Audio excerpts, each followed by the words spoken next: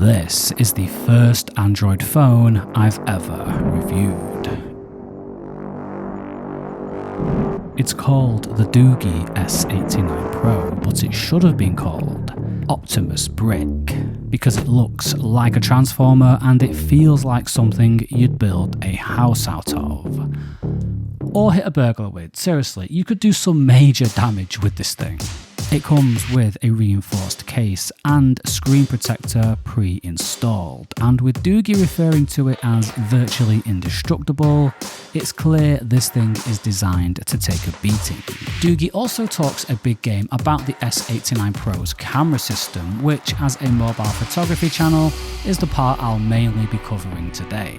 You get a 64 megapixel f1.8 main camera, an 8 megapixel f2.2 ultra wide with macro capabilities, and a 20 megapixel f1.8 night vision camera for all you night prowlers. And according to Doogee, these cameras allow you to produce all sorts of fantastic images like these. Or do they? Well, after taking a few test shots of questionable quality, I was highly suspicious of these examples, so I did a reverse image search, and to the surprise of probably none of you, I found these beautiful examples were actually captured with high-end traditional cameras. So if you're looking for a phone to take pictures of your macaroons, this might not be the device for you. Joking aside though, no, this is not expensive for a modern phone, but when you ask people to part with £269 of their hard-earned money, the least you can do is not outright mislead them in your marketing. For the sort of person interested in this phone with its reasonable price, rock-solid build quality and all the size, weight and awkward cumbersomeness that comes with it, you don't have to then claim that the cameras can produce this level of image quality with your little watermark in the corner, like heavily implying, outright stating that this phone took these photos. So I thought, screw this company with its stupid, ridiculous name and its lies and its virtually indestructible phone. I'm just going to smash this thing to pieces, show everyone just how poor its cameras really are, and just generally make fun of it in a satirical review. So I recruited my friend Nat, who you've seen before. She's an actress and a model, believe it or not. And she filmed me being rather mean to the phone. I slid it down a tree multiple times. I threw it from a rope swing. That was rubbish. I completely submerged it in water. Look at that. I stamped on it. I composed my new channel theme song with it. It's not just a phone, it's a musical instrument. My new theme song. But it didn't break. It didn't even flinch. It looked fine and it worked fine. So I decided to take it onto a building site, throw it around a bit more, have one of my colleagues walk over it a few times, and it still came out of it looking, a few scuffs on it, but looking and working absolutely fine. And I haven't encountered a rugged phone before. This might be standard stuff for a rugged phone, but it's my first time and I was that impressed. It took me off guard and it calmed me down. Pretty cool, eh? Credit to you. You know what? I was ready to properly slag you off, but you have been really good. You've been annoyingly hench. Look at this thing. Look at it. So I decided to give the cameras a chance. Unfortunately, capturing and viewing photos on the device isn't a great experience because the display is low quality. Colours can appear so washed out that I honestly thought I'd turned on some sort of black and white setting. Tones are largely inaccurate and don't seem to have any depth to them, which makes it difficult to set an optimal exposure, and it can be tricky to see where the focus is. Little of what I'm saying though will be coming across in these screen recordings, because screen recordings actually look a lot better than they do on the device in real life, so this suggests that the waterproofing and the added screen protector could be to blame. Thankfully, the photos themselves also look a lot better than they do on the device, with the main 64 megapixel camera producing sharp and detailed results with a pleasing amount of bokeh and natural colours, even underwater.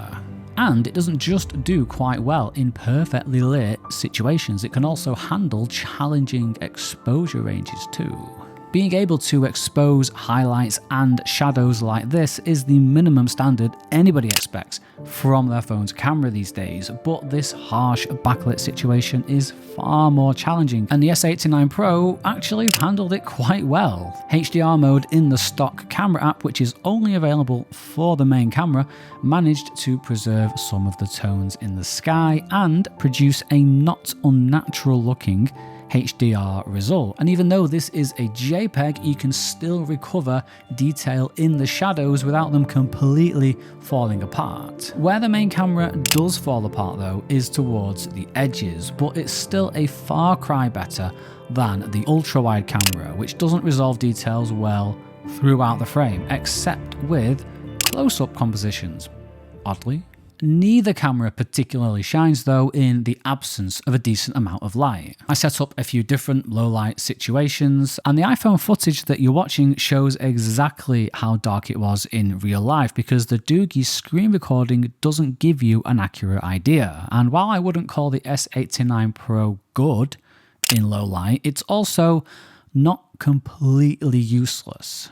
Both cameras do struggle to focus, but the main camera can produce a sharp and fairly clean result close up, while the ultra-wide largely doesn't. And there is a dedicated night mode, but it doesn't seem to actually offer any improvement. It just takes ages. But does the quality of these two cameras even matter in the dark when the S89 Pro has a dedicated 20 megapixel night vision camera available? Well, yes, because the night vision camera isn't for low light, it's for no light.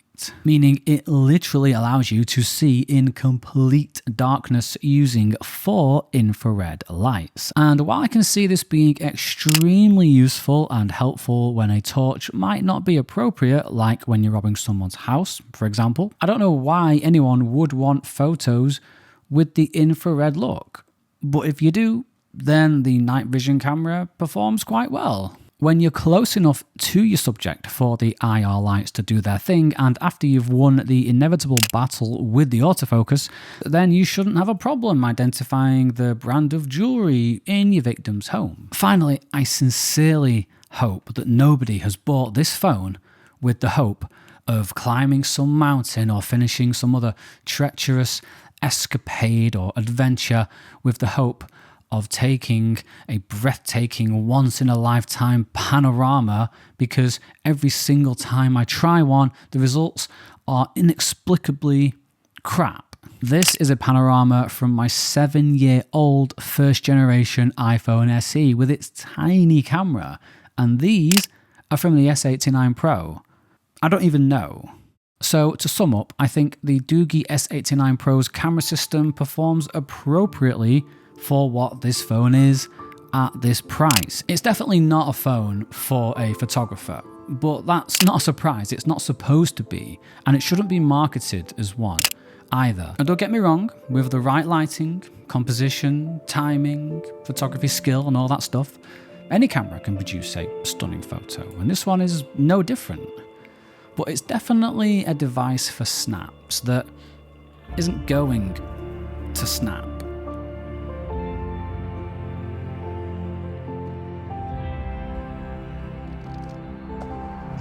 Bit further that time.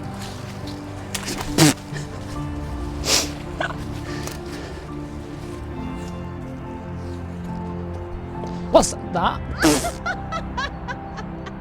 The only thing I care about is that the audio will have clipped there. Will the phone make it to the end of the shoot, or will the shoot finish end the phone? End the phone. That's the one. Today I'm shooting with someone far better looking than me, the Choof, but she's going to be, not when she does that, but today she's going to be behind the camera. Hello there. And I'm going to be acting like a like a little deviant, to generate some hatred in the comments. Okay. Little Dave. Tobesk. Papa. Åh, maganda sa Latine. Åh, jupitame. Sotsiame. Anyway, what was I saying? Oh yes.